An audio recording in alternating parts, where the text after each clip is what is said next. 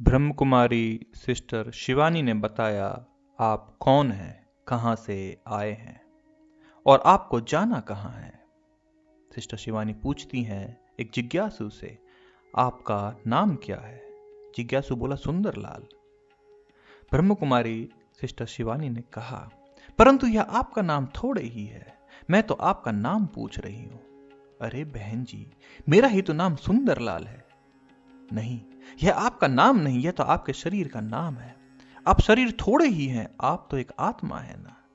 देखो कितने आश्चर्य की बात है कि आज मनुष्य स्वयं को भी नहीं जानता।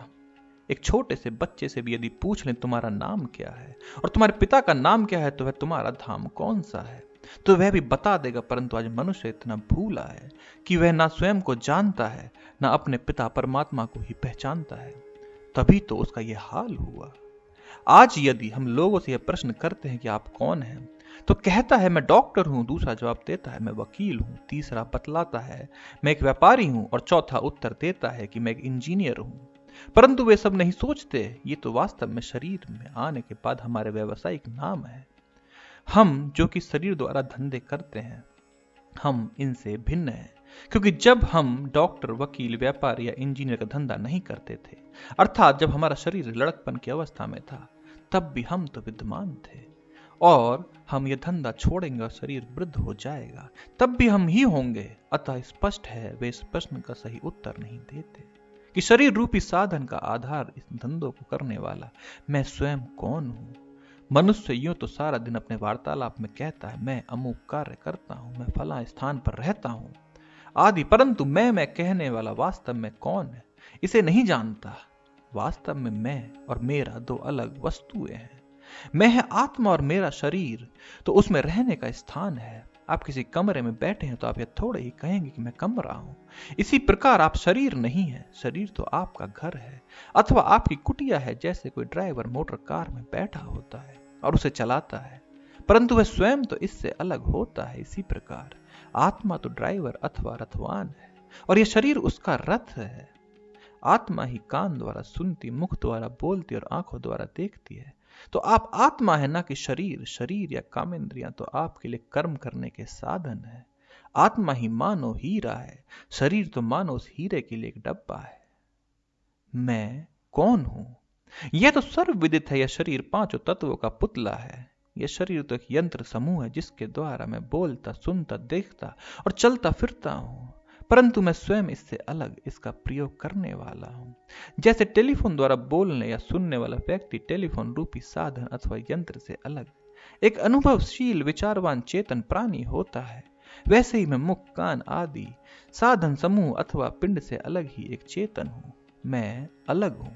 यह शरीर मेरा है। मैं आंख, कान या मुख नहीं, बल्कि आंख द्वारा देखने वाला, मुख द्वारा बोलने वाला, कान द्वारा सुनने वाला, मैं इन सब का स्वामी हूं।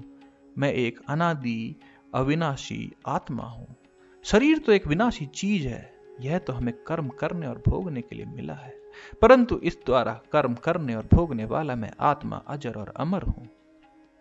आत्मा जब शरीर को छोड़ जाती है तो यह शरीर मुर्दा कहलाता है।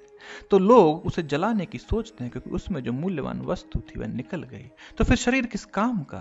तब लोग प्राय यही करते हैं, इससे ज्योति चली गई, प्राण निकल गया और खेल खत्म हो गया। आत्मा क्या वस्तु है, मन, बुद्धि और संस्कार क्या है।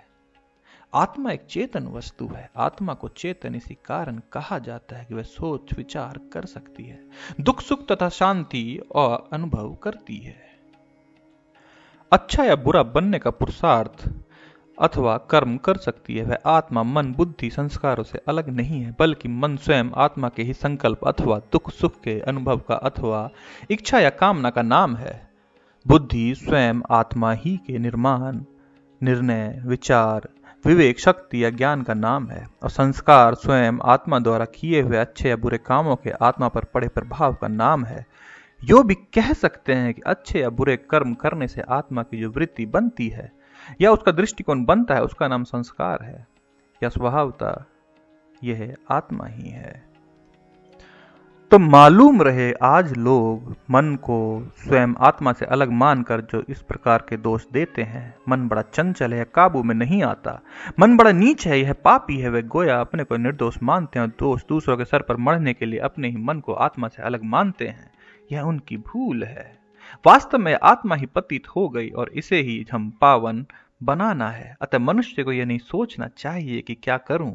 यह मन बड़ा धोखा देता है और इधर उधर भाग जाता है, मुझे भटकाता है, यह बुराई की ओर ले जाता है, आदि आदि। बल्कि अब यह सोचना चाहिए, बुरा या भला सोचना, तथा उसके बाद में स्वयं ही और अब से मैं यह निर्णय करता तथा प्रण करता हूं कि अब मैं बुरा कर्म नहीं करूंगा। मेरे पूर्वाभ्यास के कारण यदि कभी मेरी वृत्ति बुरी होने लगी, कभी अशुद्ध संकल्प उठेगा भी, तब भी मैं ज्ञान बल से स्वयं ही उसे रोकने का अभ्यास करके इसकी वृत्ति, दृष्टि, कृति को पवित्र बनाऊंगा।